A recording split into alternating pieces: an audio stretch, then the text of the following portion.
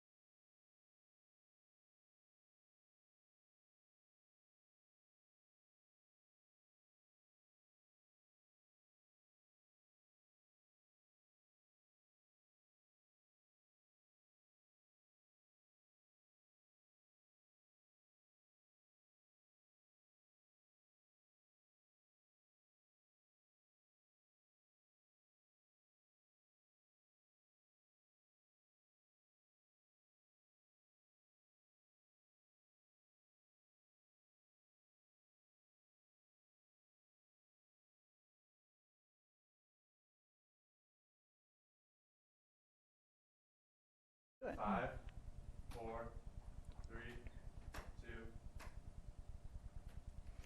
Welcome everybody to this month's UCI Think Tank. And today we're going to be talking about creating a new design team, the successes, the pitfalls, and the necessities. We're here at sunny California, UC Irvine, and we're so excited to be able to meet and chat with you guys today. I want to introduce my Assistant Director over Instructional Design and Instructor Support, Dawna, Minnis, who will be joining me for this portion of the event. But I also wanted to give you a quick rundown of what's going to happen today. So we're going to start with what we're calling kind of a showcase. We're going to give you an example of our team and how we're set up and how we got to where we are today.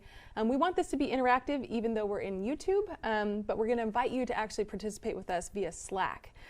We have monitors all throughout these different locations, and you can certainly ask questions as we go.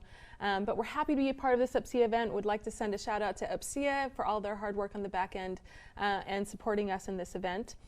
We'll also, after we have our introduction, we'll then go into 3 different panel sessions with a variety of different team members. And so we can talk about some of these events or these topics that have helped us build our team to be what it is today. So please also be aware of the fact that we are going to be asking for attendee questions all throughout. That's why I have my control device here, my computer, so I can see what's going on and see what you're talking about and being able to ask those questions as we progress. So with that, I'm going to turn the time over to my team, who's going to show you a couple videos to introduce our team.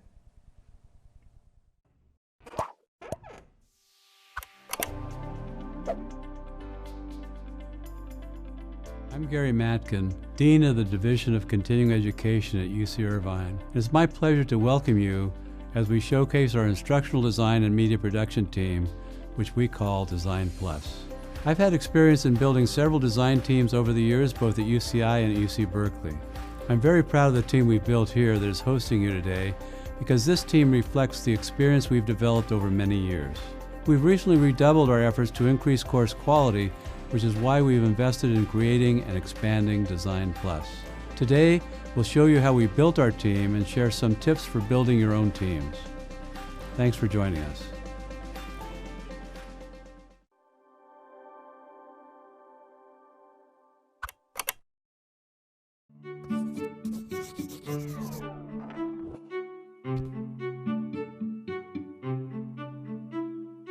The instructional design process may look different depending on your organizational structure. However, there are a few common roles that might emerge in the course design process. Assigning who will play these roles is critical in developing a quality course. First, a project stakeholder will typically kick off the process by requesting the development of a course from the director of the instructional design team. The course is then assigned to an instructional designer, who is in charge of bringing the course to life. The instructional designer works with the faculty or subject matter expert to create a course map, which outlines the learning pathway for each week. Next, it's time to formulate the media plan. The instructional designer works with the media specialist to create the requested course media. While the media team executes the media plan, the instructional designer builds out the course in the Learning Management System, or LMS. After the course media and course build are complete, the course is delivered. The faculty or SME then need to be trained on course facilitation by either the instructional designer or instructional support staff. Finally, before the course launches and after the course is complete, a quality review specialist conducts evaluations and reviews, gauging analytics to improve future course iterations.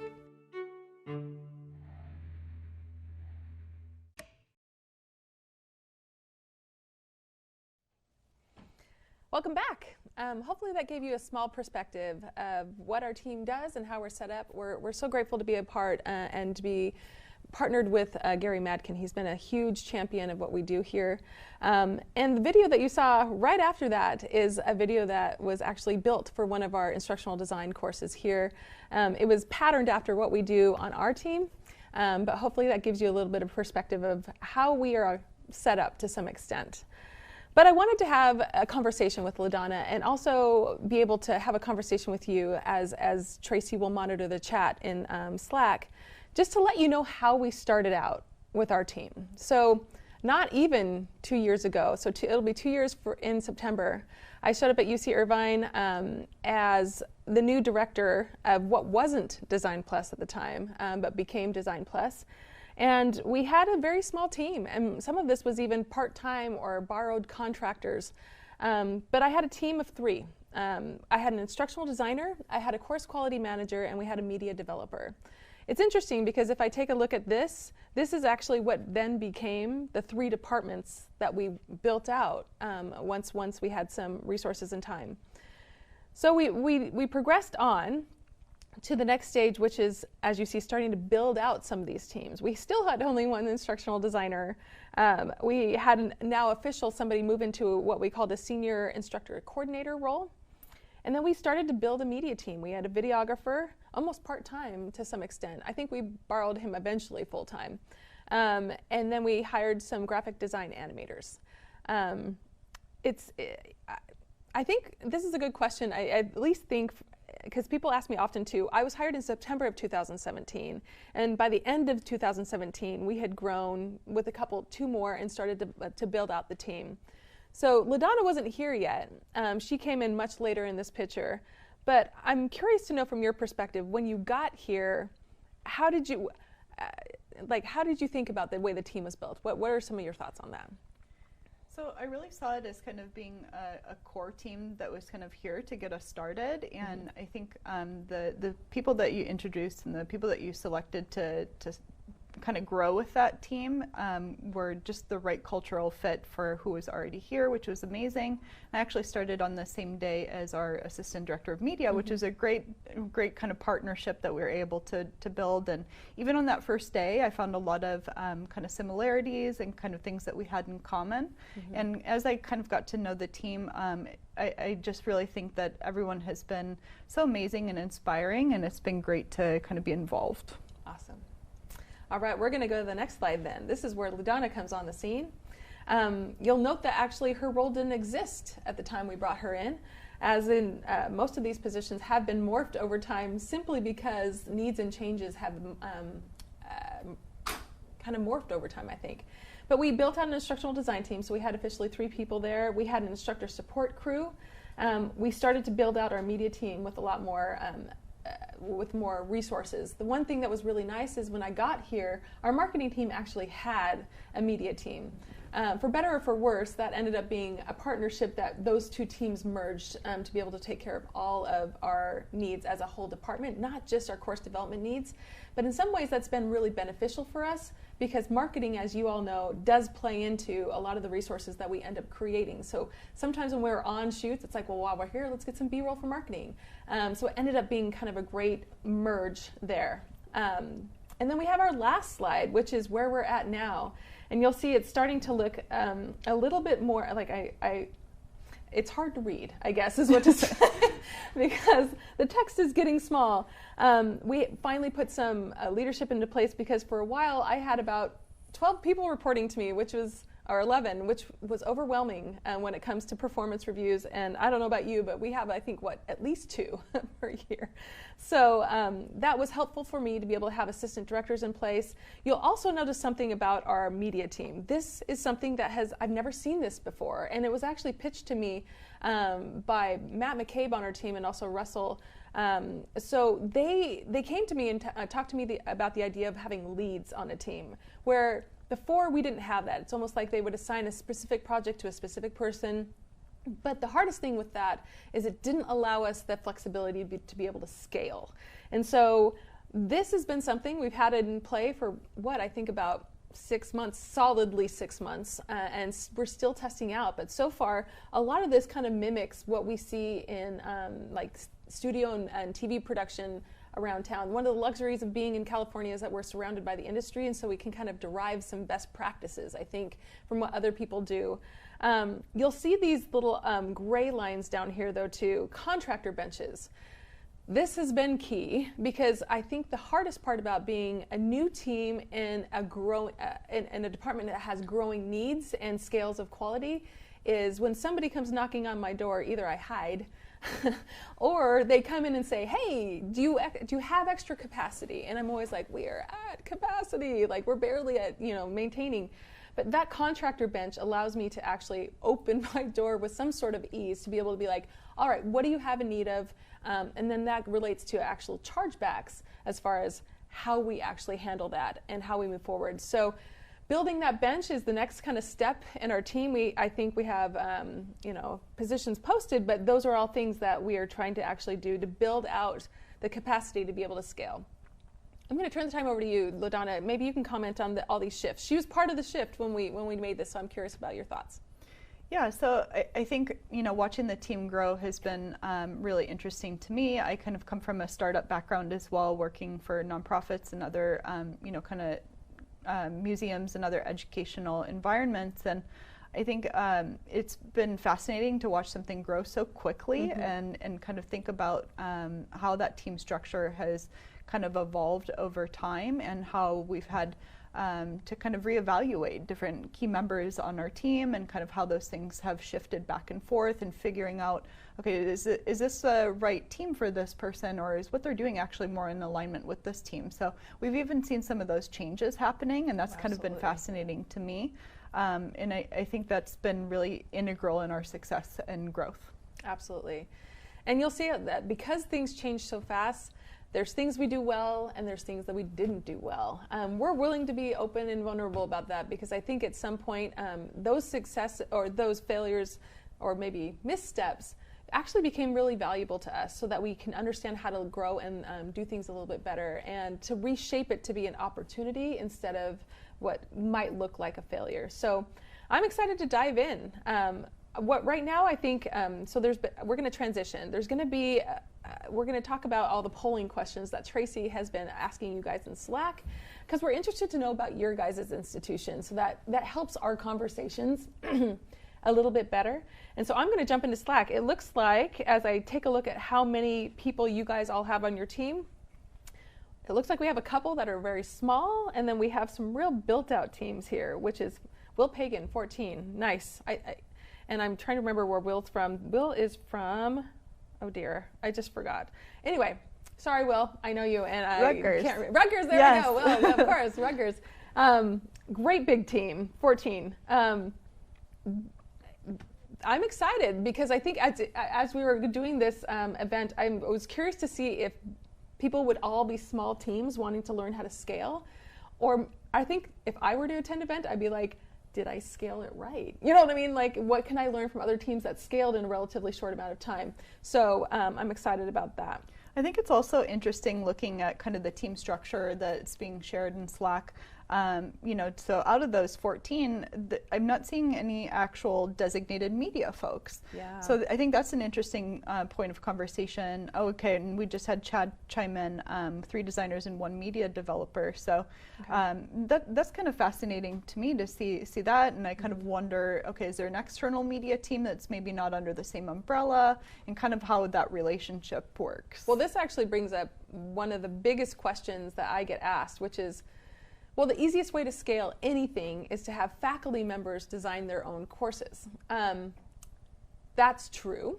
I think there's kind of this quality and scale balance beam that people are on, which is you can do it that way and you can get a lot out the door, but the quality is low. And then the flip side is everything goes through like high-end production, which is high quality, low scale. And so where do we find that balance in the middle?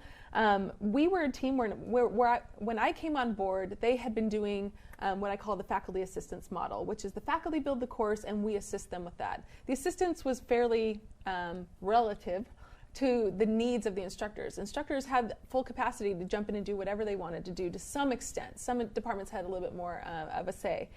But that in and of itself, I think that plays into what you were just saying, which is if the instructors are building out these courses, there might be less need for media in a full-scale production mode versus that tension between those two. So it'd be curious to even throw that question out there, which is what model do you guys align with? Is it more faculty support or is it more full production team mode?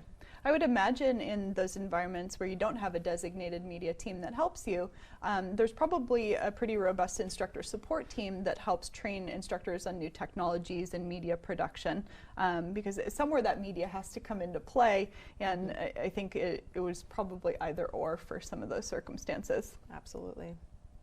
All right, let's jump to number 2. How many of these people are instructional designers?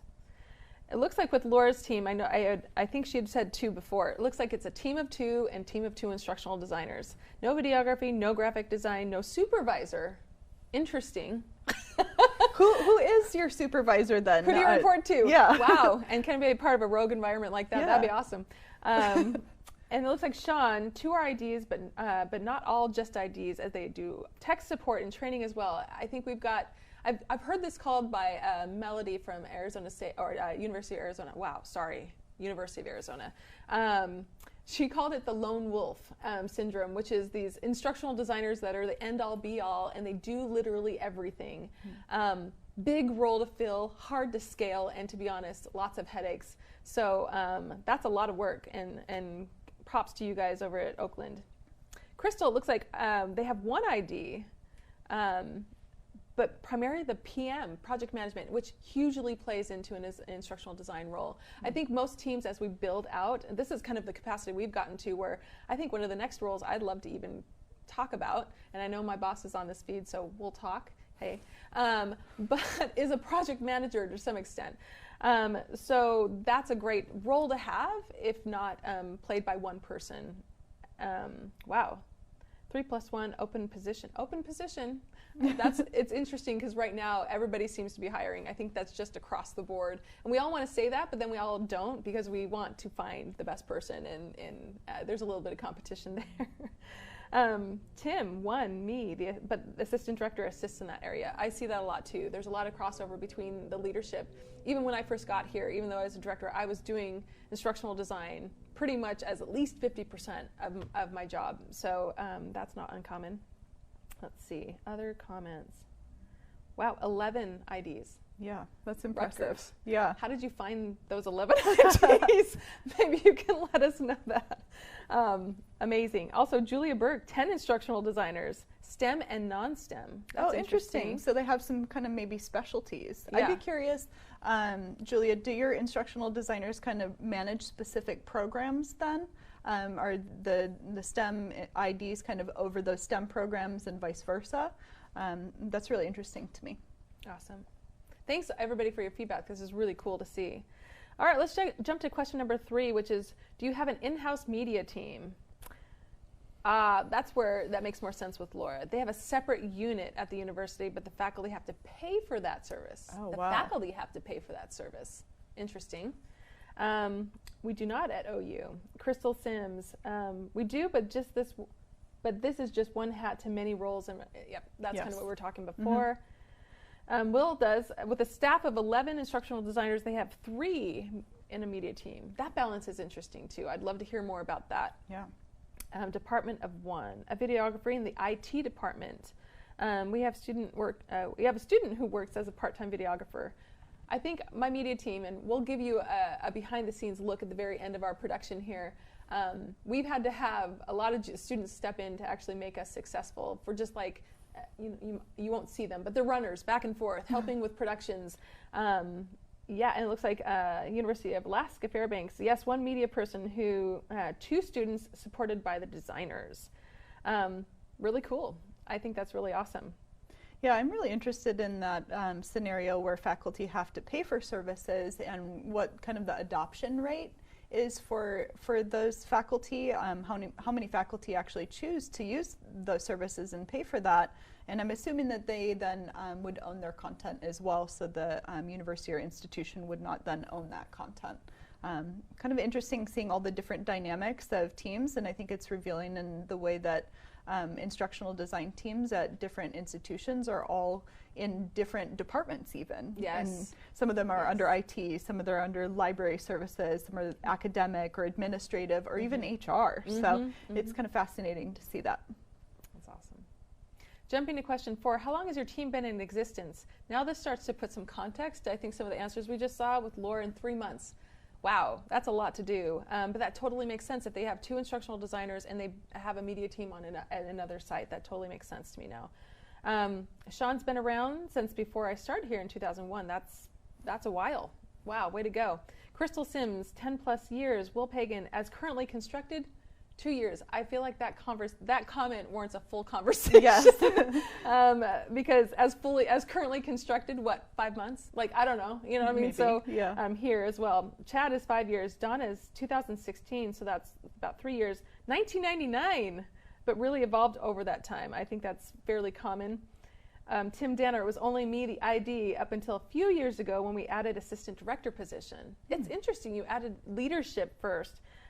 We added the student videographer position last year, and we're in the process of adding part-time curriculum developers. All of these, the reason I love think tanks is because honestly this conversation could be so rich just based on that and how we all structure our teams. That's one of the things I present almost constantly at conferences for, is because everybody wants to know how to structure their team. But as you just saw right here, it depends. It's relative. I've worked at 3 different universities in the past 7 years now, and everybody structured their department differently. And there's a specific reason why for each of them. So we won't go into all those reasons now, but we'll just talk about how we did it. But here's, okay, so I'm going to tell you a little bit more about how we're going to handle this production. To transfer from one event to the next, our next panel, you'll see a 30-second, we're transitioning. So don't go away, still maintain your conversations in Slack. We're setting up, and then we're going to go live. So give us a second as we actually transition to the first panel discussion.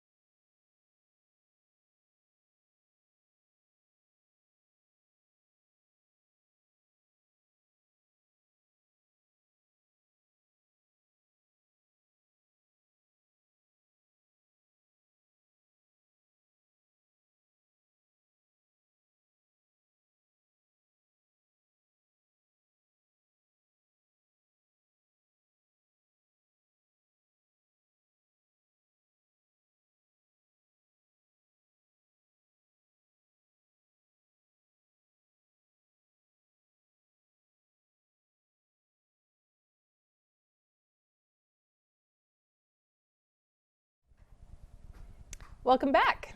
All right, told you we'd be back shortly, and here we are.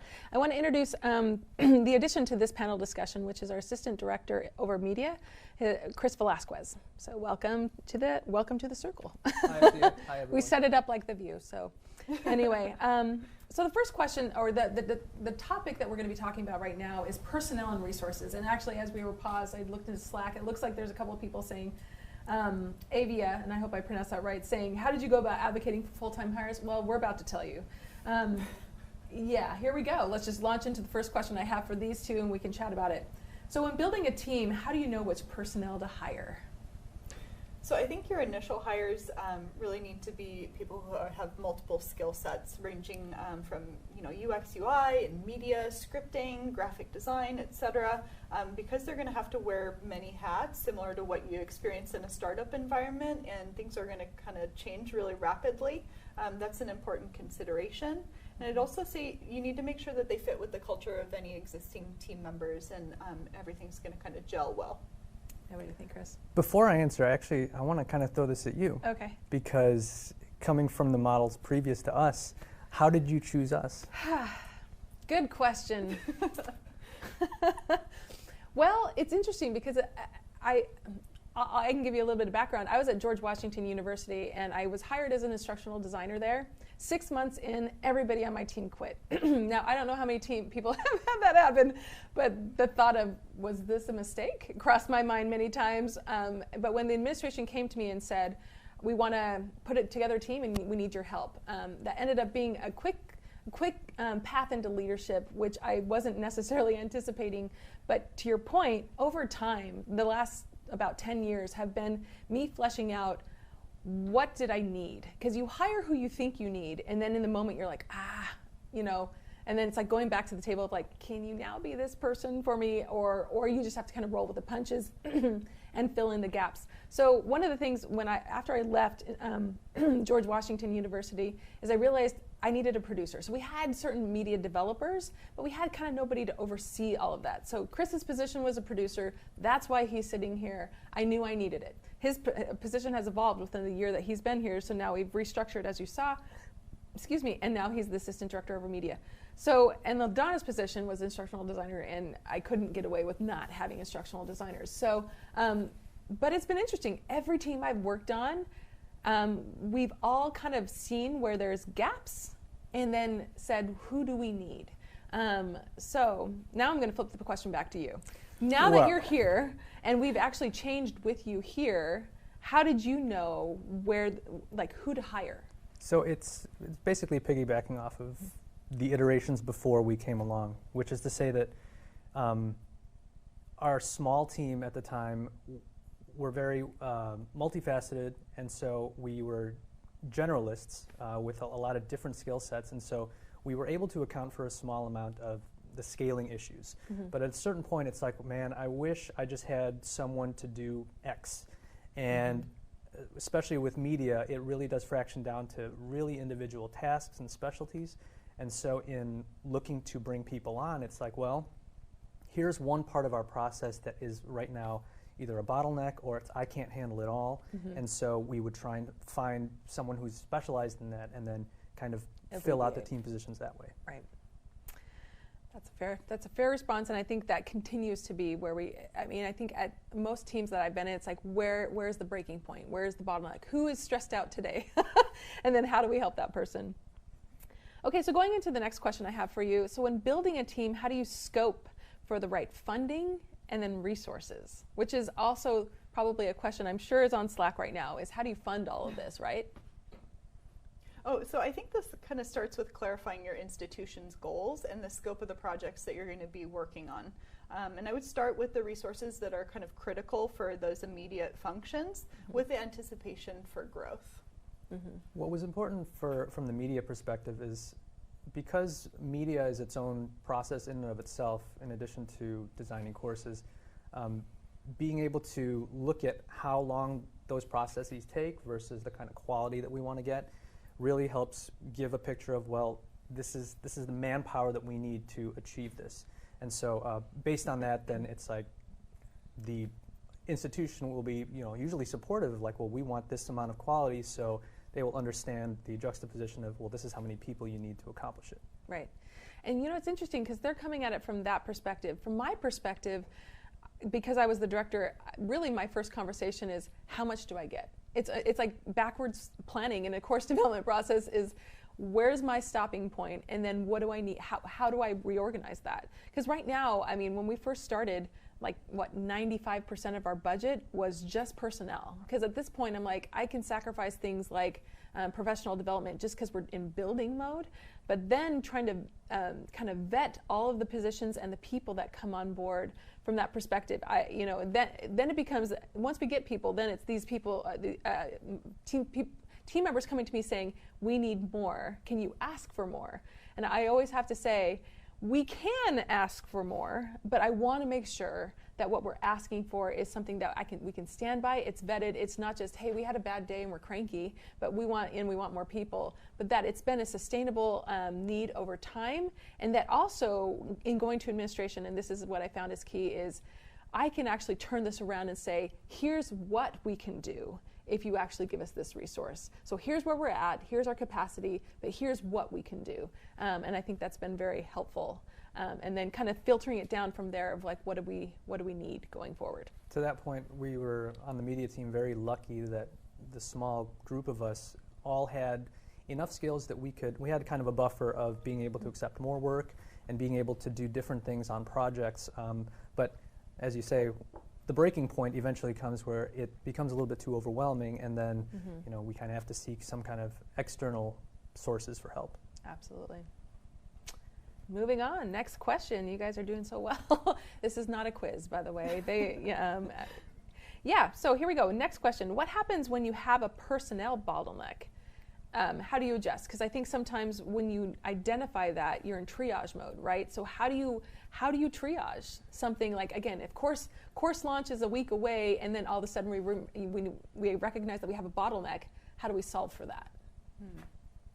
Well, I mean, even taking a step back from, before the course development process might have started, I think being realistic about what your team is able to take on and not saying yes to everything and pushing back and knowing where those boundaries are, and always returning to kind of what the institution's goals were.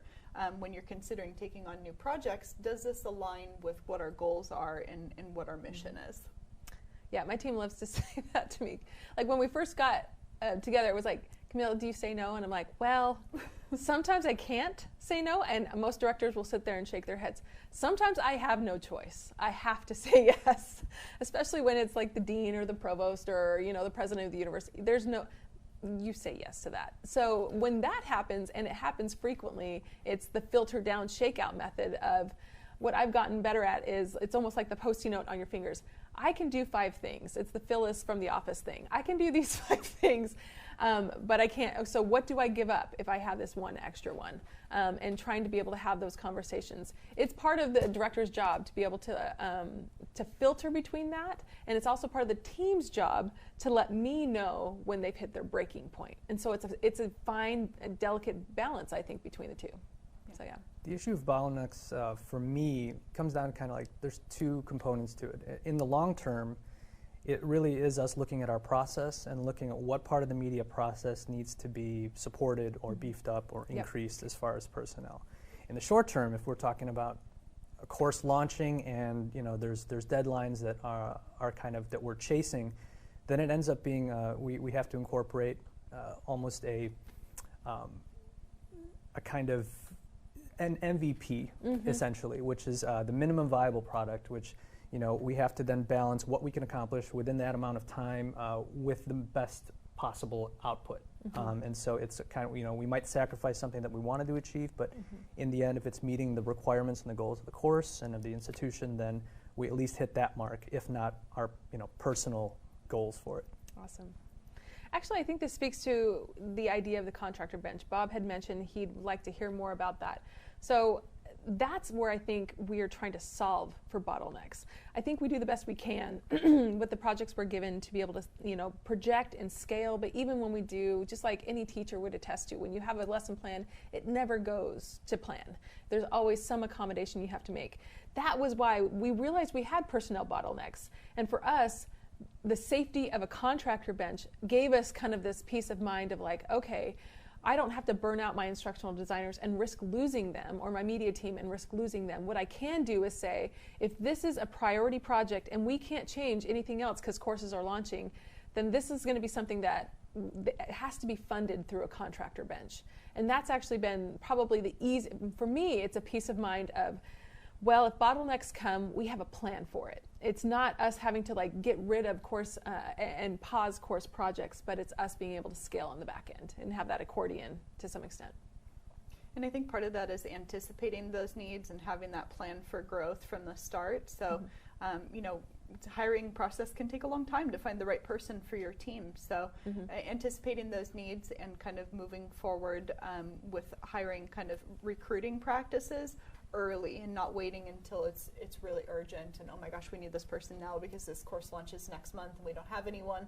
We also don't want to bring a new person into that kind of emergency. Sounds good. Yeah. I think it'd be good to point out, as kind of piggybacking off of that, is that because we have our processes outlined so, detailed, in using our project management tools, we can hopefully forecast and see these things ahead of time because we've already spec'd out the various tasks and steps in the process. All right, we have 2 more questions, and we're going to try to zip through these a little bit faster so we can have time for some attendee questions, which I feel free to start putting into Slack. So what quality is the most important to look for when hiring in a startup team environment? To just be really concise, I would say agility and resilience, because there are going to be a lot of changes and they're going to happen really fast. So I think any new team members need to have quick capacity for adjusting to that change. Yeah. I would echo that, because especially in production, you have to be able to think fast on your feet and use various tools from your belt in order to get the job done. And so the ability to switch between those and be flexible is very important. Yeah, I completely agree with that. Well said. I also think I'll add one more. Communication, because if you're changing a lot, you actually have to communicate a lot. This isn't a strength of mine, I'm getting better at it, but sometimes those decisions are literally made in the moment. And here's an example of literally making changes in the moment. But you have to be really aware of how the ripple effect happens. Like I'll walk out of a decision-making meeting and then realize, wow, I didn't let the team know. And if I don't let the team know, wow, I mean, they have every right to be like, well, I didn't expect that, I didn't anticipate that. So I would also say perfect response, and adding from my own kind of history of learning the hard way is communication. So. Okay, question 5, and then we'll open it up. What do you do when the HR hiring process takes longer? And I'm laughing because most people are probably like, this is par for the course, right? What do you do when the HR hiring process takes longer than the immediate need for staffing? Guess I'll take this. We on the media team, just for background here, in the past 6 months, we've just about doubled our team. And so there was a period of time where, especially in refining our processes and really kind of getting to know what we need to do to get this job done, that's when the burnout almost kind of, we started approaching that, and we started seeing that there was a little bit of overwhelming qualities to our project and our work. And so the process was not, instant, of course, but I'm thankful that HR was very diligent in facilitating us finding the right people. Because that was, of course, as we previously talked about, it's so important that we need to find which positions are necessary for us to keep going forward and to keep on excelling. But in the event that it does take long, it's just buckling down for us, and that's kind of what we had to do. And so it's different teapot boiling each day, where we're trying to kind of keep the temperature down generally, but still accomplish things with things like MVP, where we do have to take a look at it and go, okay, we don't have to go, full 150 on this. We can scale it back a little bit and still get the job done. And one kind of practical suggestion there is to start scoping out those project workflows for new projects, to set the new staff person kind of up and get the ball rolling on that project before they start. Returning back to that idea of bringing someone on new and be like, all right, you have 1 month to develop this whole course. Setting those processes up and that workflow up and getting the ball rolling on projects that they might be taking on once they do get onboarded, doing that in advance to kind of help get them started. Right. I think, and it's interesting because I'm popping over to the questions. This has been a question too of like, how do we deal with that? I think you guys hit it. Really, it's just kind of, what do we need to do to be able to get this product out the door?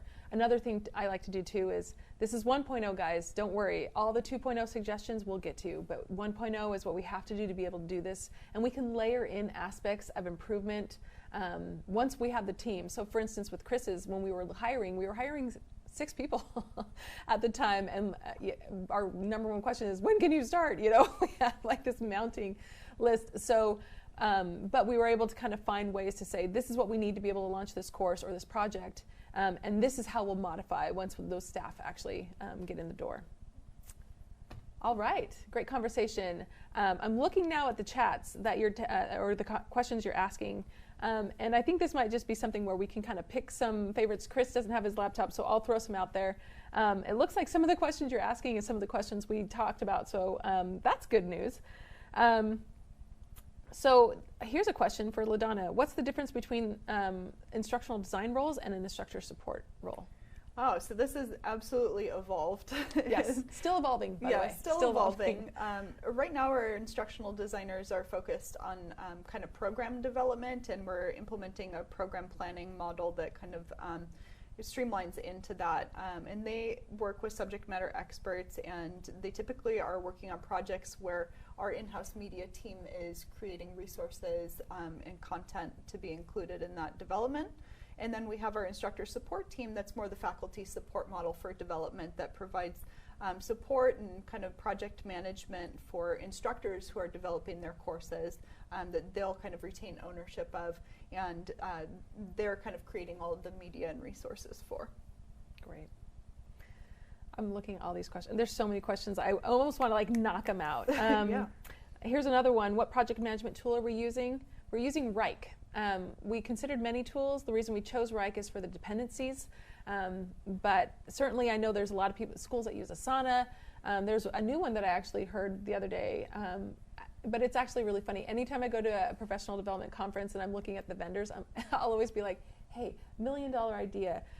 Create an instructional design was a project management tool, and they'll all laugh, and I'm like, no, I'm actually being serious here, because if you could create something, like, every tool that I've had to use at every institution, you have to kind of force it to do what you want it to do, and that's where things get a little bit tricky. There's some teams that are just like, I hate it, like I don't want to use this, and yet there has to be a way for us to be able to track what we're doing. So there's these happy balances of like how over project management, under project management, and that sweet spot, right? So for us, Rike worked the best, but I think that there's a lot of different options out there. One feature that I think Rike does really well is the kind of template projects and template workflows. So when we do get a new project that's in one category or another, we already know what that process is going to look like, and it's not, now I need to set up this whole project in Rike, and it's going to take a long time. And I think, Chris, the media team's done a great job with that, so maybe you can add a little bit of perspective on how you've used that feature. Well, thank you. Like many people, and especially project managers, the tool it's supposed to help and not hinder, and it depending on how much range there is to set kind of what you need out of projects, that really determines the power. So there could be more kind of higher thought of like just simpler things like Trello, but then I think Rike is on the opposite end of the spectrum, where you can really get very granular about tasks, dependencies, durations, and you have to build your own ecosystem though, and that was kind of the struggle for our team, which is like, okay, well, we kind of know our process, but we have to write it out. We have to really outline it and know what comes first, what comes next, durations, to be able to track all this information. And my team has been invaluable in all of us like really collaborating and fleshing out that process. And without Rike, which initially is kind of daunting and a little bit overwhelming because there's so many options to set, it has to go through iterations, and we had to really build on it. And so it wasn't instant. It's not the kind of thing you can just jump into a project management tool and then it does your projects for you. It was really a process of really modifying and iterating and then continuing to revise. And we still revise. Every project is almost slightly different than the last, but that structure is there, and that's what we need in a project management tool. Yeah, and actually kind of this hits one of the questions I just saw pop up, which is how do we have a resource for deciding on time commitment for each of the projects we take on? I think, to be honest, going to what Chris has said, the media team has become almost precise when it comes to this, because their project are literally, they have tasks due every day, right? You guys have gotten that granular where if I say to him, how long is this going to take? It's pretty close. Well, let's say this, based on everybody doing what they're supposed to do, the SMEs showing up and whatever else, it's pretty close, with some adjustments, obviously, that we tweak, right? So the time commitment, and that was one of the reasons we had to use a tool like Rike, because, when the dean came to me and said, how much capacity do you have? I'll be like, how much? Some? I mean, like giving him very vague responses instead of be able to go to my team and say, literally, how much can we take on? Where's our max?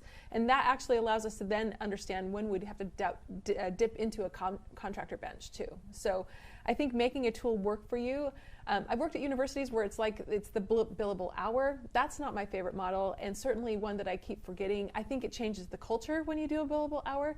So rather than do that, what we're trying to do is be very purposeful in tracking what we do so that we can make better estimates for taking on projects in the future. And you know, when we first got here, we tried to do full-on courses in about 3 months. But that has evolved over time too. I'm like, nope, we need 6. In fact, can we have a year? But 6 is where we're at. Because what we're trying to do is have all these multiple outputs. If we're going to spend all this time on a course, let's see if we can get it to its maximum capacity. So it really does rely pretty heavily on the folks that you see sitting here to be able to make that work. It's kind of like running a train station in some respects. It has to be on clockwork or else, you know, and so nobody's allowed to be sick on my team. Just kidding. Just kidding, sometimes. Anyway, but let's see what else here. Any other questions? I don't want to spend too long because I know we need to jump to our next section. Anything else that jumps out to you? I want to tackle this one question because it says, why did we choose to use YouTube rather than Zoom with Slack for this think tank? I'm going to let Chris answer that question. That happened like 2 days ago. So true to our process, we really try and scope out the best method to do any kind of production. And so with this in particular, we really wanted the ability to do a multi-camera live shoot because it just facilitated everything that we wanted to present and in the way we wanted to present it. And also, as far as representing ourselves in terms of the standard of the kind of media we produce and the kind of product. In any case, in our tests with Zoom, Zoom just didn't play well with our equipment and our setup. And I think it would have really detracted from everything, quality and just everything to go through Zoom, unfortunately. I hope Zoom can be a little bit more flexible in the future, but in the meantime, hopefully your YouTube feed is evident of how, you know, the quality and the ability for us to give you this presentation today. Love it. I think that's the healthy place to stop. If we didn't get to your question, we'll do our best to follow up in Slack if my team is not doing so already. But we're going to pause here as we do a quick shift for our next panel discussion. So thank you.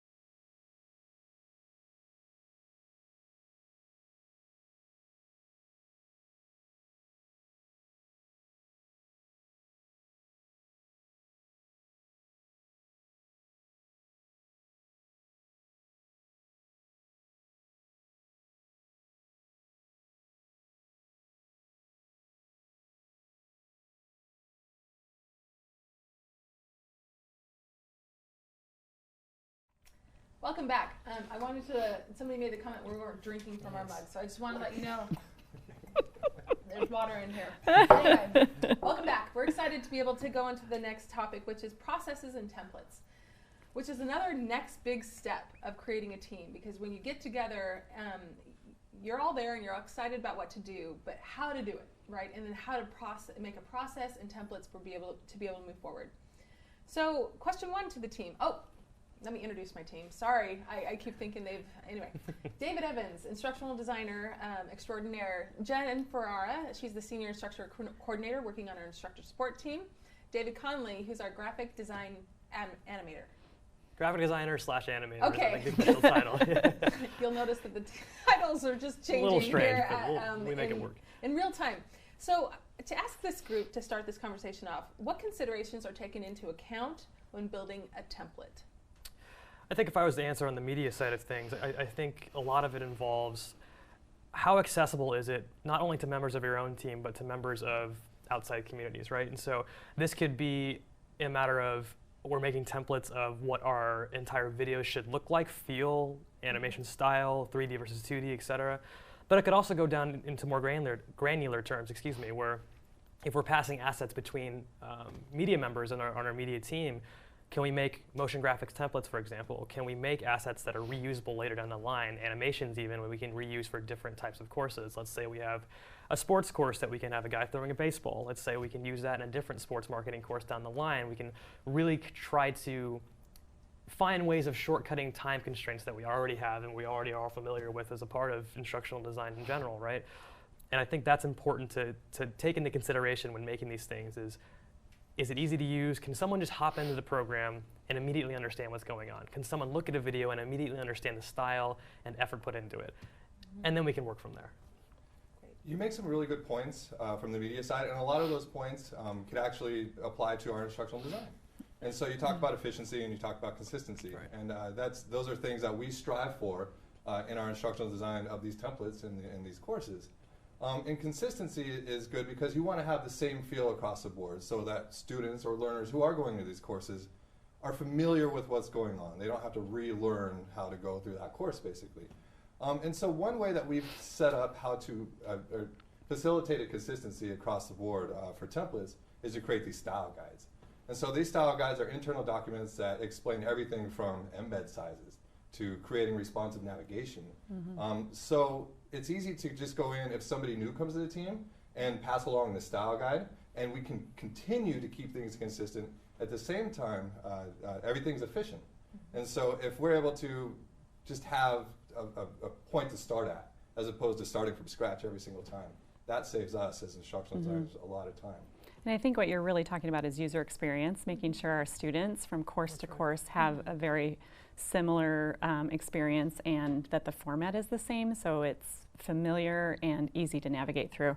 And so I think it's important to really look at your LMS and what its capacity is. We're using Canvas, and within Canvas there's a lot of settings that we try to be consistent on so that that experience is consistent for our students. Absolutely, and something that I think you kind of all hit on, or maybe some of you hit on, was the idea of accessibility. I think with templates, it's kind of like you can take care of a lot of those things behind the scenes, so you don't have to do it every single time, right? You're kind of cutting your process in half, hopefully, and if you're not, you're using the wrong template, right? So another follow-up question I was going to ask David too is, when we first had our media team, and we were still kind of this kind of boutique shop to some extent, we had to buy resources to save time. So what is the balance? As we're building a library of resources, we've only been here 2 years, so it's still minimal at best, right? So what's the breaking point? Yeah, I think there are a couple things to mention here. I think at first you really have to do almost like a miniature cost-benefit analysis, right? Where you're looking at the amount of time it would take. Let's say we had 2 animators on the team, and it takes one person 8 to 16 hours to make one small animation or one small asset. When in reality you could go online and maybe purchase that asset for something like $50, right? Whereas if you're paying the animator $25 an hour, all of a sudden you're looking at close to $400 or $500 to create that asset in work hours, versus you could have just spent $50 to buy that, and maybe the person spends an hour or two putting it together and within the actual composition itself. And so that is one consideration to take. But you also need to take into account when templates could go wrong or when bought assets could go wrong, right? Whereas if you buy an asset, all of a sudden you need to start matching style to what the asset has, because you can't really change the asset too much because you bought it specifically for that purpose. And so the benefit, of course, of making your own is that you can create your own style and you create your own look and feel for animations in particular and for videos in general. And that can kind of have a cohesive feel across it. And so you can actually end up spending more time trying to match what the asset you've bought provides rather than just making it all yourself. And so I think in reality, there's no real good answer for this other than just take a look at what you have, take a look at the amount of hours it might take to create something, and then do a little bit of an analysis from there. Right.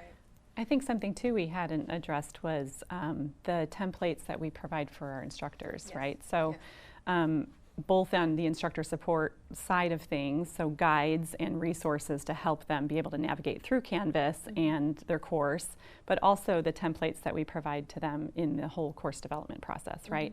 And those have a similar look and feel for familiarity purposes, but also help kind of streamline or have a theme, I guess, run throughout our templates. Yeah, and kind of piggybacking on what you had said before, there's this delicate balance with most instructors. When we walked into this, when we started this team, all the instructors were used to doing things their own way. So it took a lot of politicking, I think maybe that's the easiest, and training and not coercion, but awareness, so that we could help them understand the benefits of moving in a direction where there would be some control that was put into their course as far as all the navigation looks the same, and that's for a user face for the student experience. Or we do this all the same way because of X. The trick with most instructors that we work with is this balance of what do I do and have control over, and what can you give me? And there's a fine balance with templates in that way. So given the fact that you guys have initial course planning meetings with instructors, how do you help alleviate that concern? Sorry. Some of the things that we can do, and kind of piggybacking off of what Jen talked about, is we provide instructors things like a PowerPoint template or a Google Slides template with our branding on it. We pre-format pages, things like that. We can place placeholders in there. That way we can kind of set up that consistency from the get-go, and they can just kind of fill in the blanks and the holes of the things that we need them to fill out. So we do provide them with either Google Slides or a PowerPoint, whatever is a preference. And then we kind of make their job easier for them and try to alleviate as much as possible this daunting process, or at least it can look daunting from the onset. Yeah, I think in addition, some of the buy-in comes when if they can actually see or experience what the students are experiencing. And so our one really good resource we have is kind of a hub within Canvas where instructors go to find guides and resources and tutorial videos, and so that they can actually see what students are seeing and kind of have some aha moments about, like, oh, this is why the template is built the way that it is and why we should try to build or work within some sort of guidelines. I love it. I think you guys hit on some really good points, which is, I think a template is intended to be less work for the instructor. It's intended to be that way, whether it is or not. And then also being able to give them the ability to see. Most often, the reason why an instructor is frustrated is because they can't visualize what you visualize. So if you give them an opportunity to take a look at that, that's probably the easiest way for at least to level set some expectations, and also to alleviate some of those kind of concerns and burdens as they bubble up. And we are an extension type department or division. So a lot of who we work with are leaders in the field or adjunct type professors who are not full-time faculty. So their time is limited from the get-go. So we try to take that into consideration and do as much work as we can for them as possible up front. Yeah, that's a good point. New question, great topic, new question, here we go. This is directed mostly at David because it deals with media. David C, sorry, we have two Davids on our team. They knew who I'm talking about, no, just kidding. So walk us, David Conley, through your current media process, and what adjustments have you made along the way? Well, I think to understand the current one, we'll start at the beginning, where you mentioned our team has grown significantly over the last year or so. When we first started out, as she mentioned, there was only a few of us that really were on the media team. And so as a result, we all had a bit of strengths that we were able to kind of cater towards a little bit, but in reality, we were all doing pretty much everything we could. Because the reality of the situation was we needed to get projects out the door, and media needed to be created. And so wherever we could jump in, we could. And while that was great and it was fun and we all had a good time, it really kind of hindered our workflow a little bit because things were getting left between the cracks. Everyone's kind of doing everything, and so we don't really know who's supposed to be doing what at any given time. And we had fun, we got things done, but it wasn't an efficient way, especially when we started getting more requests. And so as we now have our full media team, what's been nice is that we've been able to hire specialized roles, or not specifically for specialized roles, but once we get here, we've been able to have people really, really work towards what their strengths are. And as a result of that, we now have a workflow where things will go from step A to step B to step C, and we immediately know who's doing what at any given time.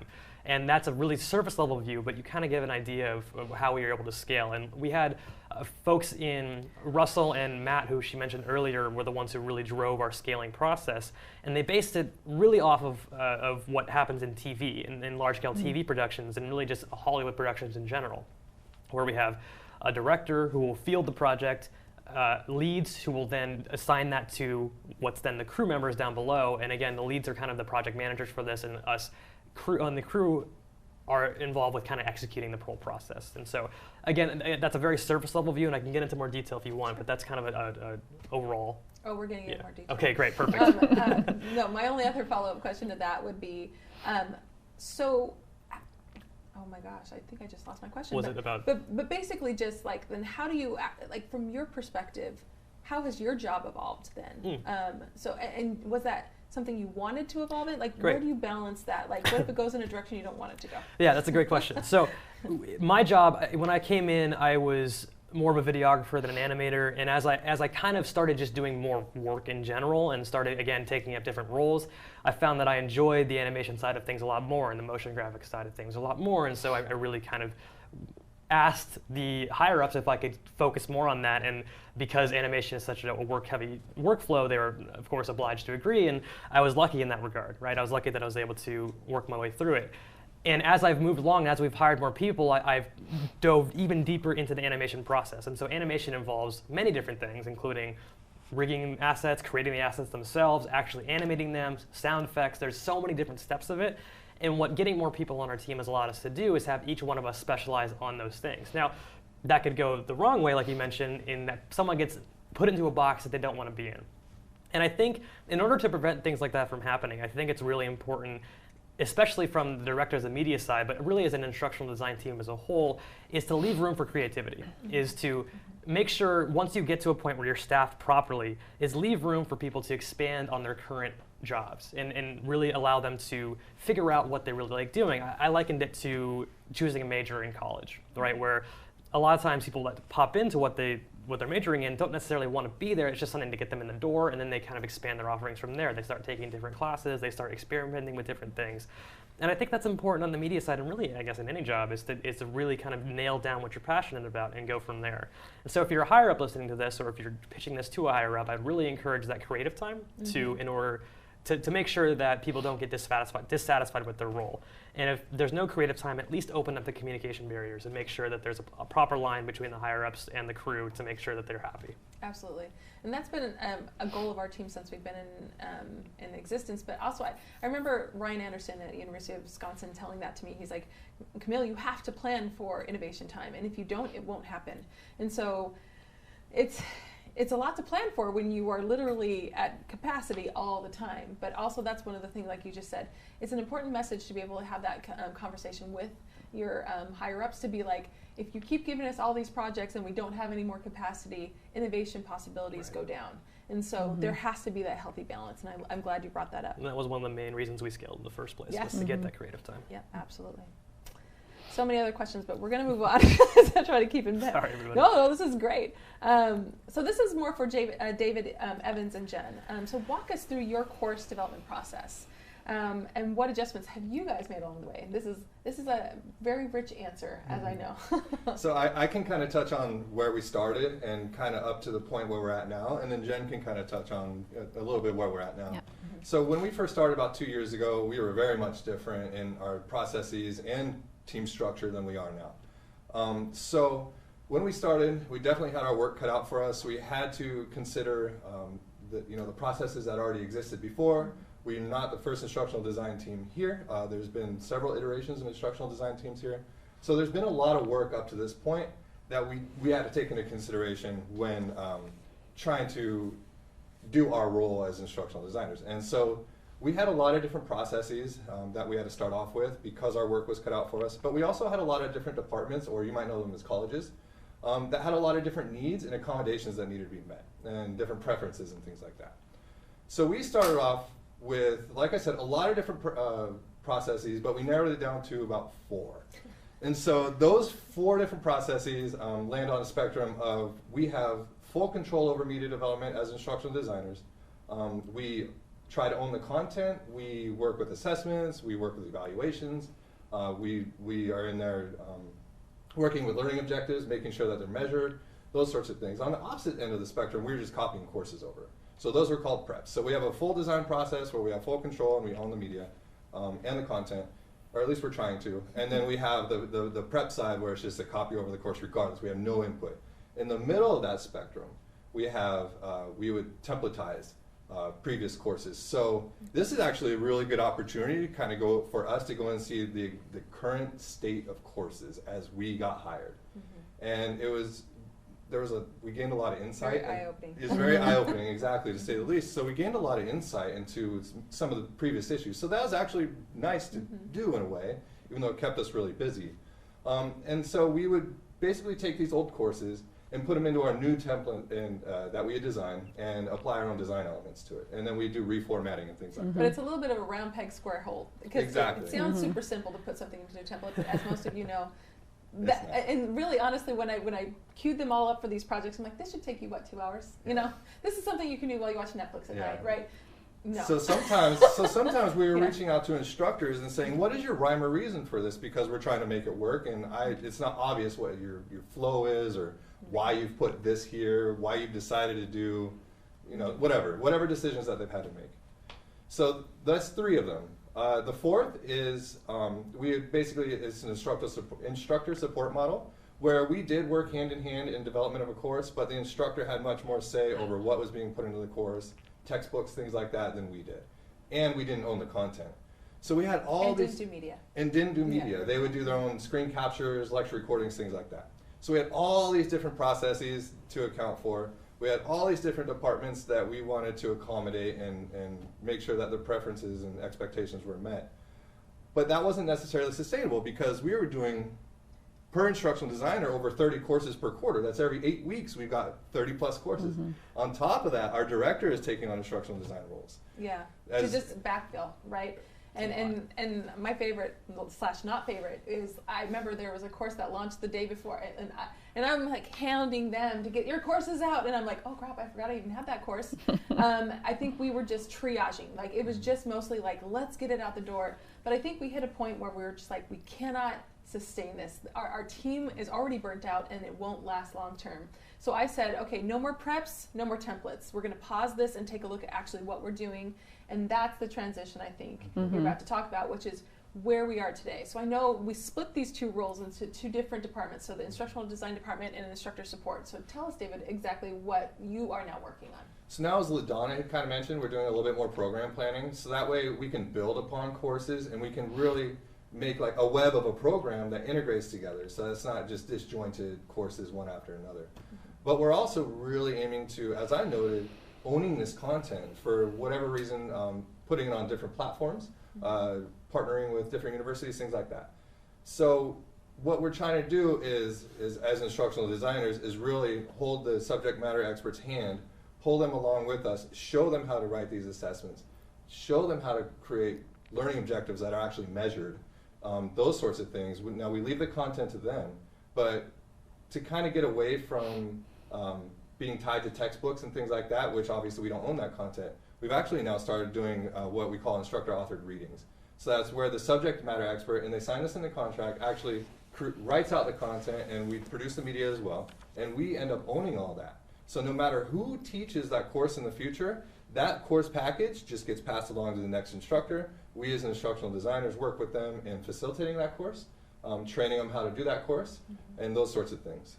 Yeah, so you mentioned the contracts, and that's kind of where the need to scale kind of happened, right? Was looking at, okay, this really boils down to contracts. some instructors were contracted to build a course that we own versus one that they actually own the content. And so that's where the division takes place, right? The instructional designers are working on the full development courses, and then the light designs are now course development support courses that instructor support Tracy and I take on. And they're scaled back. There's no media, there's no navigation in them. They're a simplified version of our template per se, but they still follow the template so that it's a clean, easy to follow version. And along the way, we also provide them with just-in-time training on basics, Canvas basics, course facilitation, how to use VidGrid and record their lectures, and so forth. Awesome. Yeah, I think this is one of the biggest conversations that has been evolutionary to our team, but because it was a moving target for a while, it was frustrating. Doing that many courses, as most instructional designers would attest, it's crazy, you know. But also, what we had to do is when we walked in, when I came here, we still have the instructor support contract, which is we're helping them build their own course. We're trying to make a shift, but as you know, with most cultural changes, we are a startup within a very stable and long-standing unit here on campus. Turning that needle takes a while, and so being able to accommodate a couple of different methods, we had to create and kind of funnel it down to two.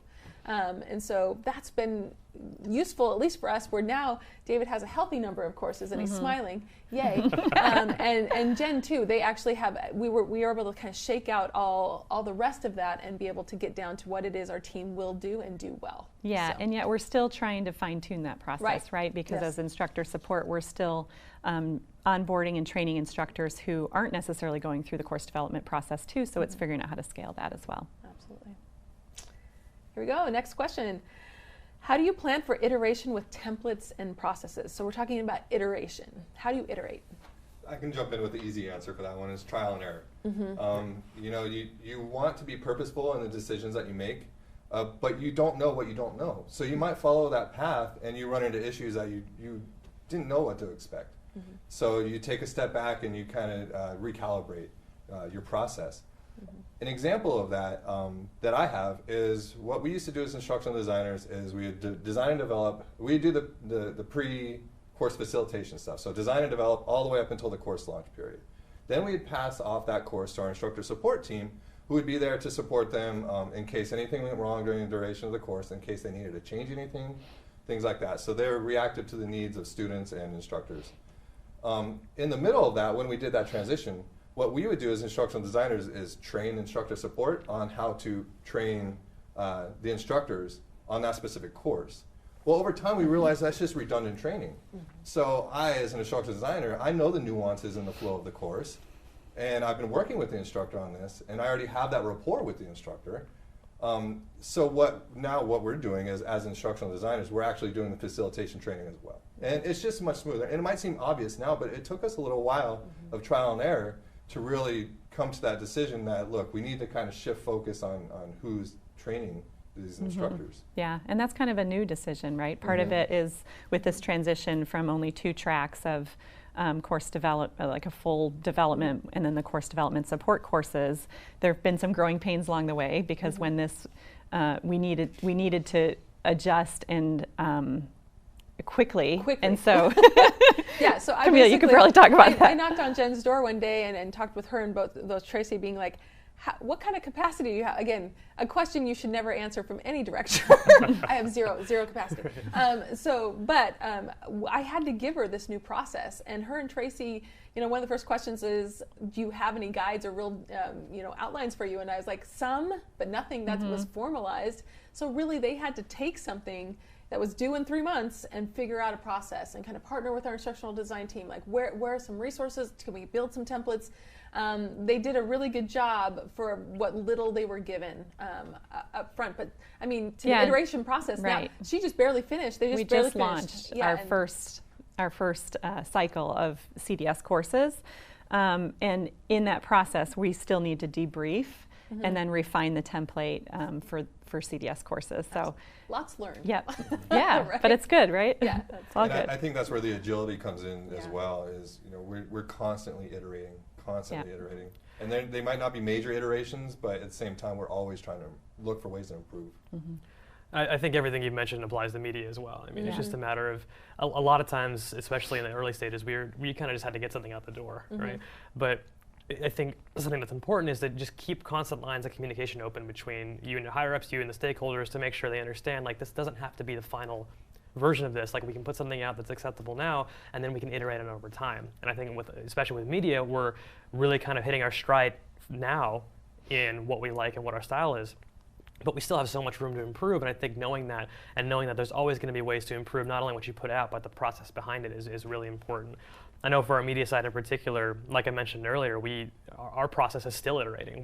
Even though it seems like we have it nailed down now, me and the animation team and the video editing team, we're always making minor tweaks and adjustments after every course. We say, okay, this didn't go particularly well this time, or maybe we need a little more time to create assets, or maybe we need a little less time to do this, so that way we can really iron down. And even if we feel like we have it, there's still room to improve always, and I think keeping that in mind and knowing that it's going to be always iterating. You're always going to be iterating through this, and that's what makes you a great team, is you're always trying to strive for better.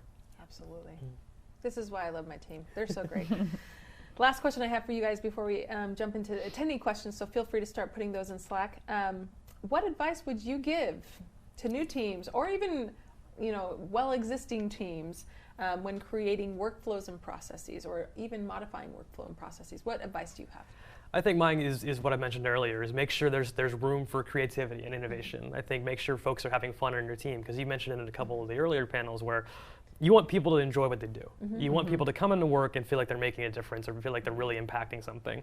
And if people are just going through the grind and slog of everyday work, it's going to get boring, it's going to get stressful, and people aren't going to want to move for greener pastures, especially in today's day and age where it feels like people are moving jobs every couple of years, right? And so give them a reason to stay, I think is my opinion. Give them a reason to want to come to work and be excited about it. And our media team, bless everyone above me, has done a fantastic job of allowing for creative time and allowing us to really flourish in what we do. And for someone like me who came into this role not really knowing how I wanted to do media, really just wanting to be in media in general, that's been essential for keeping me as long as they have, and is allowed me to really, again, enjoy coming to work and expand my skills, et cetera. So that's my advice. Awesome. I think also embracing change management principles, because change is hard. We all know change is hard, but if you can kind of have a vision of what things could be and be flexible and recognize that this is actually an exciting creative process to kind of build what we could be. Yeah, it's such a fine balance too, and as a director, this is where I'm like, ownership of the flaws and the successes, where it is exciting to be able to actually be in a department where you're like, we get to build this, but also it can be very frustrating on the flip side of that, which is like, can't it be something yet? You know what I mean? Like, it constantly changes. And so I made my team a probably unpromisable promise that I'm like, the next fiscal year, let's try to be somewhat stable. Let's just refine. I say that tongue in cheek, not knowing what this next fiscal year brings us, but I think all of us are looking to kind of almost just get comfortable in our seats. Our media team, literally, their desks are being moved as we speak because we finalized a new office space for them, because we had to build, because it was going to be cubicle bunk beds. We're literally always changing, and I think a lot of us are like, it would be nice to have some consistency. So to your point, like that change management, it falls a lot on the directors, but also falls on just the team in general when there's that balance, right? My advice to newer teams would be to set up a clear chain of command, clear pathways of communication. Especially as teams are growing, it can kind of get muddy. As instructional designers, we are building rapport and relationships with a lot of personnel internally, but also externally. So what we're trying to do as instructional designers is kind of save face for us, and in turn for the rest of our division, because we are, for those instructors, the main contact for them. But as we all know, there's bound to be instructors that don't play nice in the sandbox. Every quarter, every semester, you're going to run into instructors or faculty who just aren't meeting deadlines, who are pushing back on ideas, things like that. So what are those pathways of escalation of that issue where your instructional designer can save face, in turn saving face for the division? And who can be those heavy hitters that can make those decisions, whether it's something as heavy as replacing the instructor entirely, or just making small decisions for the course that can't be agreed on between the instructional designer and the SME. And then on top of that, when a director of a department makes a decision, how does that decision trickle down to the instructor designer? Is it just in the hallway, you know, somebody poking you with an elbow and saying, I need this? Well, that leaves all the rest of the stakeholders out of the dark. If you have clear official lines of communication, a clear chain of command, a clear escalation path, that covers everybody's rear ends. And that also, as I've said again, I'll mention it a third time, saves face for everybody involved on this side of the instructor. I think also, I think it's great that this month on our calendars we have some strategic planning meetings to kind of talk about where we are, what's working, what could be improved, and where we see ourselves in 3 to 5 years. I think is a really effective way to kind of include stakeholders and their feedback, and then constantly iterate and improve. One thing, we'll wrap it up with this comment, but one thing I've actually really found that works well. In a past team, we did what I called Innovative Fridays. If I don't build it in, it's never going to happen. So from my perspective, what I did is, it was like once a month or once every quarter or something like that. We'd go do something fun, or we'd like learn on a topic together, or visit a museum, or find a way for us to actually kind of like foster that creativity. How do we get inspired? What do we want to see? Our media team actually went to, what was it, a virtual the virtual reality conference, and you know, they'd send us pictures back of them doing cool stuff while they were there. I think all of that is something to plan for. If it's not in your schedule, your calendar, it's never going to work. And basically, back to the flip side of strategic planning. There's a fun side of creativity and innovation, but there's also a very strategic side of it. And everybody has to be. I love the idea of a democratic leadership style, but also somebody that makes the final decision. But I feel very important that I feel very strongly that you guys have to weigh in at some point of what's working, what's not, and be also part of the solution, as well too. All right, we got some good questions, guys. We don't have a ton of time, so here we go. I'm going to talk. This is a media question. Okay. What do we use for media storage and review? Oh, perfect. So for media storage, we're lucky enough here at DCE to have our own drives, basically. And so our IT team sets us up with a pretty robust set of storage. We even have cold storage we can use. And so I guess this is going to vary from team to team, but that's currently what we use for storage. And as far as media review, we actually do the review process through our project management software, Rike, which we mentioned earlier, where a lot of times in specific tasks, like let's say for an animation cut of a certain course media template or for a course in general. Once we finish our rough cut, we'll actually upload it to our Google Suite Google Drive, which UCI has in general, and we'll link that Google Drive file to a comment within the Rike platform and say, hey, like for example, Matt, my supervisor, to say, Matt, this is ready for review. And then he'll go in and add his comments below that, and then I'll go in and make changes, add another one to the Google Drive file, link that to Rike, and then make more comments, et cetera. So it's a back and forth process.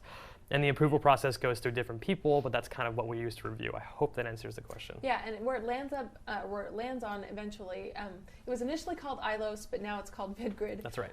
But that's the tool that we use, and one of the reasons why we chose that is it enables students to comment throughout the video, and that was important to us to get anecdotal feedback on the videos that we're making. So he did a great job explaining the back end. I like the pretty end of all of it. Where does it end up? That's where it ends up. Great. Okay. One of these questions is almost too. They're asking about how do we have a shared workspace. We're going through our Google Drive drama right now. So we had to switch over to a shared drive or. Anyway, drama. Get back to us on that one. We'll let you know in about a month. In progress. Can't talk without crying. Anyway, so let's see. Here at DCE, do we hire instructors and get a share of the course fees? If so, what's our funding model? That's a great question. No. Well, our team doesn't. So back to how David was trying to explain the different planning units. So we call them planning units, but they're akin within what a school would be as far as they host different topics or subject matter. They are the ones that hire instructors, which is provided, an opportunity for collaboration. Because I think that there's some disparity between, our understanding of why they were hired, even the contracts, being able to see what they're contracted to be able to do, and then making sure that they meet those contractual obligations, and that our team can also inform that contract process. So we don't get a cut of the course fees. We are the Division of Continuing Ed is a self-funded resource here on campus, but all the different planning units, because they manage the students, with student services, but they also manage the hiring of instructors and the success of those programs. We play a big role in that, but we're what we call a service unit, and we are the overhead budget. And to that extent, we have. That's why we try to be good stewards of the budget that we're actually using, because it is something that is being funded by other departments within our DCE unit. So that's not our funding, but certainly funding models are a big topic of conversation just across the board when you start a new team, because you have to be able to get some money from somewhere. And if nobody has extra money to give, you've got to make it. So I do know a couple models out there. I think Georgetown actually has their own master's program that helps with some of their funding. Yeah, there's a variety of different models with that. So that was a question. Sorry that I answered. Anybody else? We're good? You're okay, good. We're good. Okay, one last question here, and this is more for Jen. Who trains the faculty or the instructors to use the technology tools like screen capture, LMS, and others? So we do. But we're actually, David alluded to this a little bit, we're kind of shifting a little bit where as you're developing a course, we're trying to provide just-in-time training. So Tracy was part of that very small team last year when Camille came on board and hired her, and she created 50+ guides and resources and videos on various topics around using the template within Canvas, using the tools such as VidGrid, Zoom, and so we're actually training them using those tools as we're developing, either through the course development support process or through the full design process. And then at the very end, providing them with some course facilitation training and linking them to kind of a checklist so that right before their course launches, they're able to go through one by one and make sure that they have put in their profile information and they've put in a welcome message and sent an announcement and things like that. So we're still kind of iterating on that, but we've also implemented Calendly, which is a calendaring tool that we use to kind of scale, because we were doing one-off trainings and that just wasn't scalable, particularly once we've taken on the course development support courses as well. And so Calendly allows us to kind of block off times in our calendar where training could take place and allow the instructor to sign up at a time that's convenient for them. And when necessary, we've had a couple of questions from departments if we could train like a whole group of instructors at the same time, and we're certainly willing to do that as well, but hopefully that answers that. Absolutely. All good questions. So we're going to do our little pause here for a second and thank the panel, and we'll be back with our next topic. Thank you. Thanks, everybody. Thank you.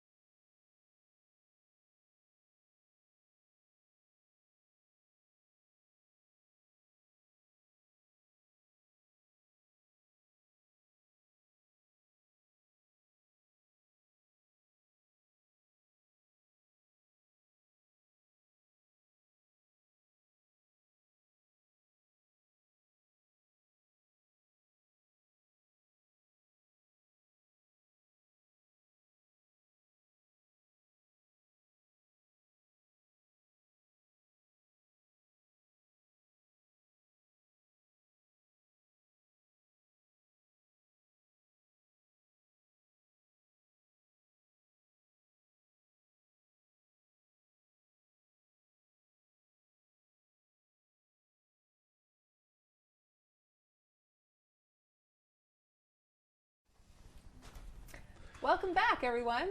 Our last topic, we just added our final employee that you haven't seen yet, and I'm always going to mess up his name, but this is Shaunt Kouyoumdjian. Hello. Yes, and he is our videographer, kind of senior videographer, video editor.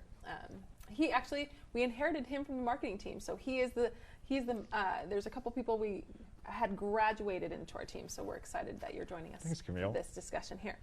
So this is the panel discussion we're talking about. It's scaling the team. That's the hardest part, I think, to this this newer type of a unit.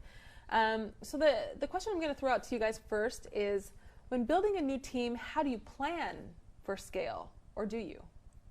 I think the do you is, oops, right? I hope we're planning for scale, right? What do you guys think? I think there's a couple things that go into planning for scale. So number one, succession planning, and thinking about who your next leaders are. And once you've kind of identified those folks who are interested in future leadership opportunities, increasing their capacity for growth by involving them in leadership projects and building up their skill set over time.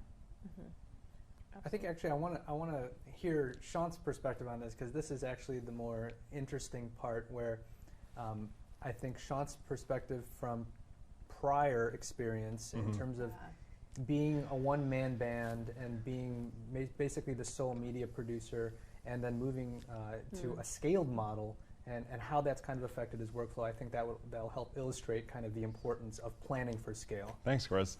Yeah, so in the heyday of CE, it was really just me kind of doing everything, and I would do lecture capture, like MOOC course stuff too, but I would also do a lot of marketing projects. So, each project varied very differently, but I was really the point of contact that did kind of the A to Z of everything.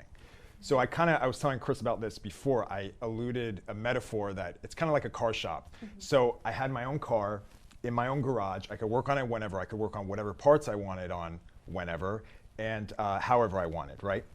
Then all of a sudden I get this, this team of mechanics basically, and we're working in a body shop. So now it's not just me working on the car, it's everybody else.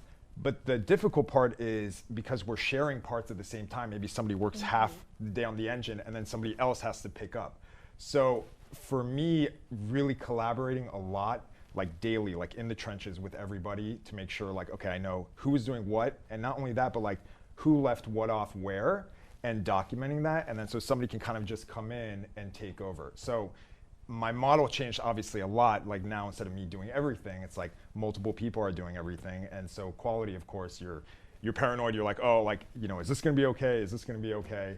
But it's worked out great so far. And so the model that I've tried to build kind of through Reich is doing something more that's like a pool. So somebody who, let's say, is working on something will mark it like, okay, it's in progress. But once they're done, they'll put notes and say needs attention. So then somebody like Neil, who's behind the camera, can like come in and say, okay, this is what needs to get done. I'm going to move it here. Then when I'm done, I'm going to put it back. So far it's been working. We're testing it out.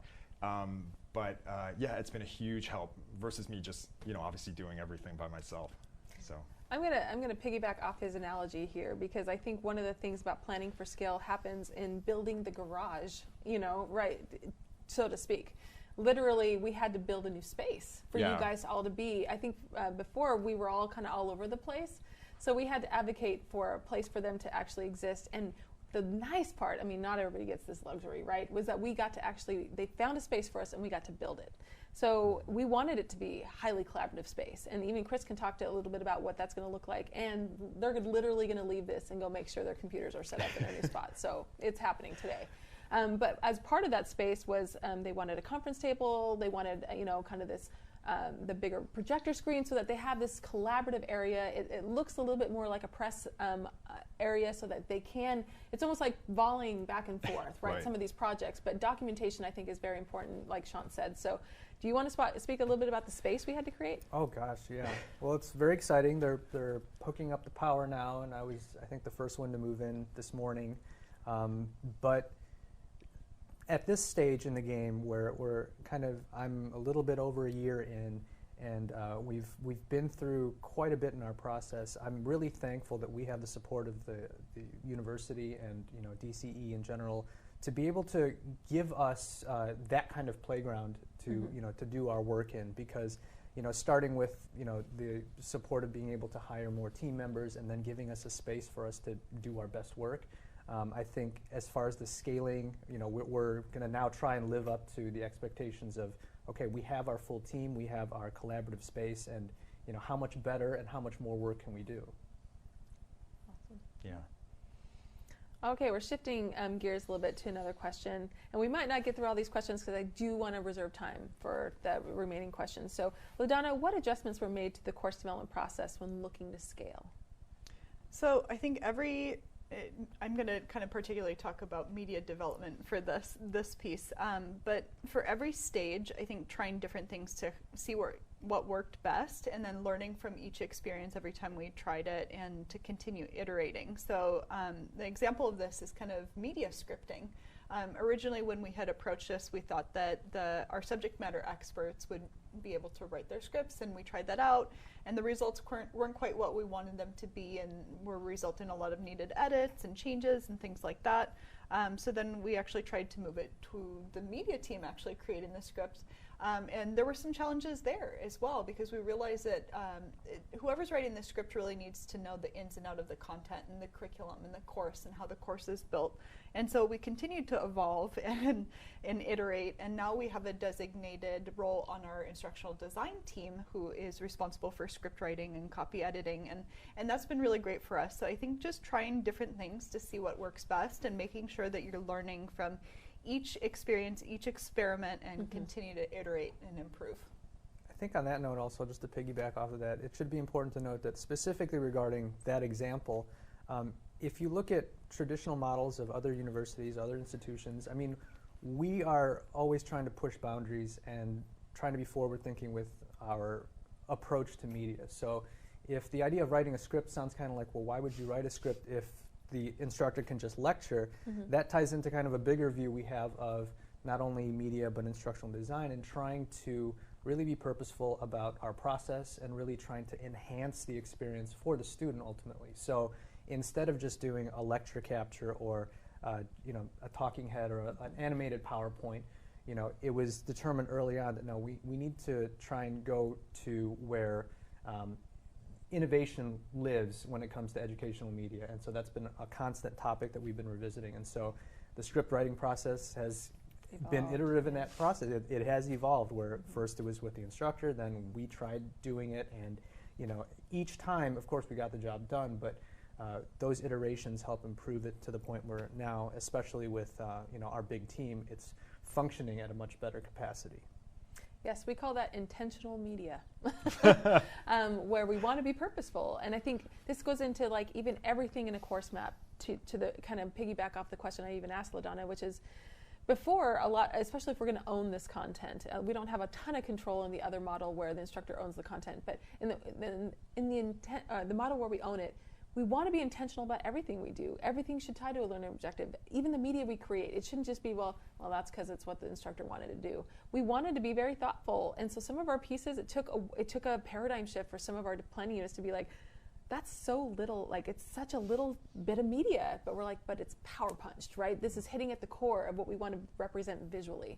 So going back to kind of the scale of all of this is wanting to be able to do that, and being able to really, like the question was, at least being able to pose this to the leadership, we can do a lot of media, or we can do very good, purposeful media that's intentional. And I think what I was able to help convince them, and there's still conversations about that, is what that means. And that's also why I think on the back end, analytics are so important for our team. It comes back to how do we measure what we actually did?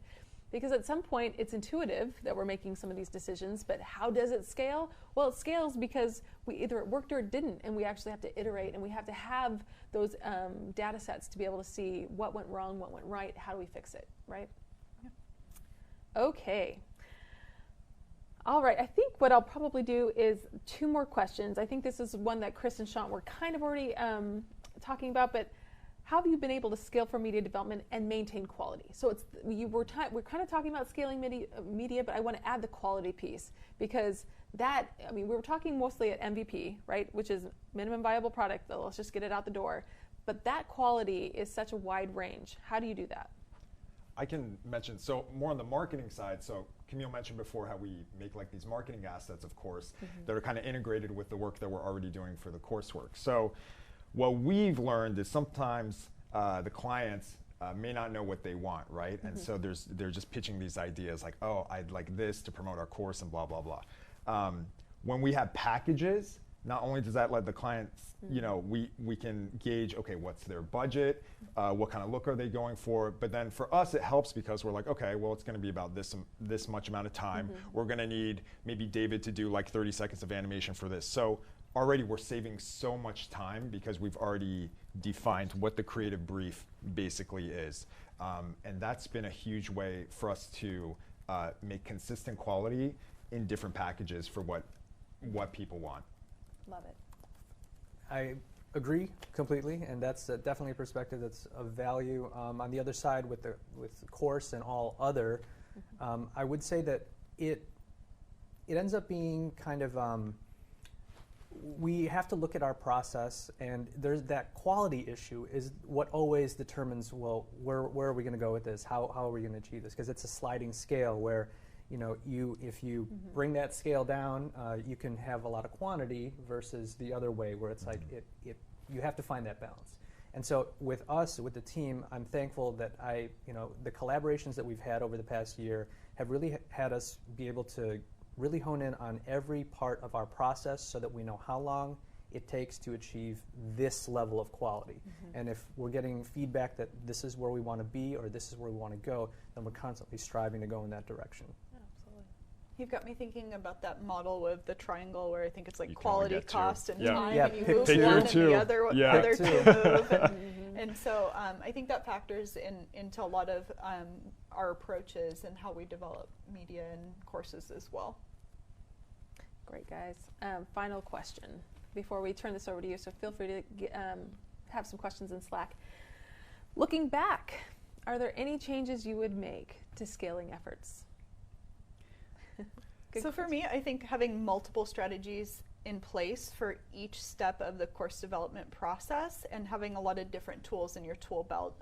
You know, when we were kind of really new, we had a model and we're like, okay, we're going to do this. And what we found is that one thing doesn't always work for everything. And just having a couple strategies to kind of go to and things to fall back on, I think would be really valuable in scaling.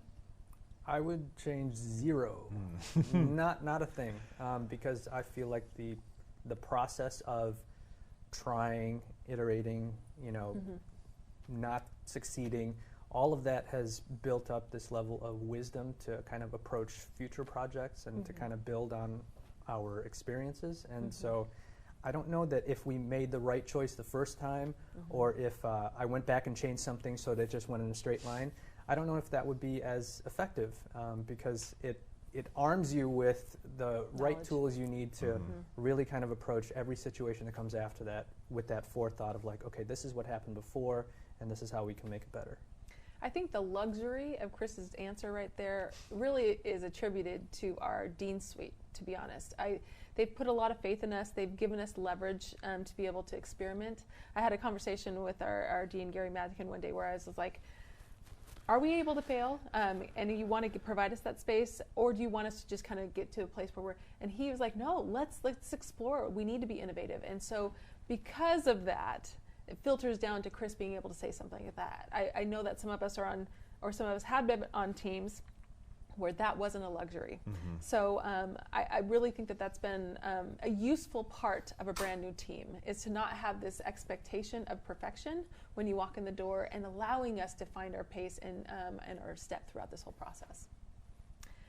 Well, that's all of our planned questions. We have 16 minutes or so until we finish things up. So it looks like we have one or two questions here that we can answer. So I'm going to throw one out here. How do we onboard new team members to internal systems and processes? Good question. With patience. Patience. Patience, Yeah. great answer. This actually still goes back to our template thing. I think we're, I laugh, I mostly laugh, and I think we're all smiling at each other because I'm like, I remember when all of these, for the most part, these folks came on, I was like, be patient. Like, we sent them home about half day on their first day and being like, we don't have any, like, we haven't set you up on a computer yet, so thanks for coming, but I think it's an iterative process, and also learning the internal infrastructure of HR processes to help us get to that point. But it also, when you're hiring 6 to however many people at the same time, honestly, I think it's a tribute to Chris and LaDonna for being able to handle that kind of scale, because getting them access, getting new computers, getting all this kind of stuff, it happens at such a rapid fire place, because when we find that person, it's like, get them in, you know, and yet some people come like within a week or 2, and we're just not even set up, you know, for them. So, and also, I'll attribute that to the patience of all of our new staff and being willing to twiddle their thumbs for a couple days or hours while we do that. Kind of on that note, since, I mean, media team has, since, what was it? We started the interview process in February or March. So since then, there's been half a dozen added to our team. And so I can attest to the fact that it takes a lot of patience, but as far as how we onboard, it's multi-level. Of course, there's the HR level of just kind of getting through all the logistics and the red tape. But then when we bring them in, we have our own documentation for our team, but then also for the media team, we further have kind of more of an onboarding process and steps to go through. And I tie that to our Reich project management tool to be able to just kind of set people on a path to, you know, finish certain things, reach certain milestones, but to get everyone in, and of course, constant communication. It has to be real. You have to walk people through and really get them involved in the process so that they understand, and not just expect them to hit the ground running. Even though we may need that at the time, it takes a little bit of patience, but it's worth it. There's actually a comment in chat from Renee who says, talking about onboarding, our team created onboarding templates in Reich, which help people learn the project management system tool. That's exactly what we do, and we've kind of been using that same practice, and that's kind of helped us make sure that we have that kind of run through in place. But if there are changes to that specific tool, we can update like how we're onboarding them, but that's a reminder that we do need to onboard them for all these different tools and processes. Right. Yep. Sitting down in day 1 being like, go. I mean, that's hard to execute, I think. The next question I'm really passionate about, and I think Stefano in chat can actually piggyback some of his responses on this, but it's what data analytics are we collecting, and what are the sources? Yeah, I mean, I'm opening it up. I'm like, where do we start? We talked a little bit about VidGrid. That was important for us to be able to choose a video hosting platform that had the analytics we were looking for. And also, I really loved that it had an anecdotal capability for us to capture. Because I think sometimes with video analytics, you can see where they drop off or where they stop watching, but you have no reason. You can only speculate as to why. So the front side of that, where students get to comment, that was so invaluable to our team. So that's the one I think of right off the bat, but I know there's a lot of others, so feel free to jump in. Well, I think in the Canvas side, we have a tool that's just right around the corner as well, Instructor Insight, that's going to give us the ability to leverage, leverage a lot of data about engagement within the course, and the instructor's engagement, student engagement, and those kind of data resources. So I'm looking forward to having that to leverage as well. I think we're looking to build, right now, again, this is part of a brand new team thing. The idea is to build a dashboard that has all these analytics. We have, just like most universities, we have a lot of sources, but how do we access that? How do we make that transparent to not only us, but everybody else in our unit? And how do we make decisions based off of that? Those are all current and future conversations that we're having. But certainly, I think to the extent that we can. Also, one other thing that we've done, we've tried to refine the survey that we actually put into the courses themselves. That's an important metric for us, but we also wanted to be consistent, because across the board, we had some people using SurveyMonkey, some people using this survey, some people, we were kind of all over the place. So getting us into what I'm calling an evaluation plan has been my goal, and will be my goal probably for the upcoming fiscal year. So TBD. You can get back to us in about a year. Lots of questions on how many courses and programs we build, and what degree of enrollment growth are we looking for. How many, I'll let you guys, how many courses and programs do we build? Well, I think that's continued to evolve as well. Yes. So at certain points last year, each of our instructional designers was, ranging from 30 to 40. Yeah, 30 to 40 per quarter, and all different types of workflows and processes. We're trying to move toward a more strategic kind of program planning, which maybe less kind of courses that we're touching, but kind of to a different depth. Well, I think what we're trying to do right now is round people's portfolios out. So we had we had an early adopter with one of our planning units, and we were able to really take a look at their portfolio, round it out. They kind of got rid of the stuff that wasn't working out, and we built some new programs, and also we reformatted some of the programs that they have. That's the place where we want to be. We're also huge into what do I call it? Parallel design. So if we're building something, we might as well get knowledge check questions so we can put that into Coursera, or we might as well get some of these things or these assets that are built that we would need in order to scale in different directions, or licensing criteria. That's a big one that keeps coming up. So I think that we're in the place where we're trying to do, again, because we're shifting, Owen, I can't give you specifics on that, but we're trying to do at least probably about 6 new or redeveloped programs a year. And that has a whole host of courses behind them. I think we're trying to round it out at around 6, but that's a variable that keeps changing. So lots would be my answer. And what, as far as what's our degree of enrollment growth, I think what we're trying to do in this is to round out and really make our current offerings quality, but then offer multiple funding sources. So it's not necessarily that we're trying to build lots and lots of brand new programs and courses.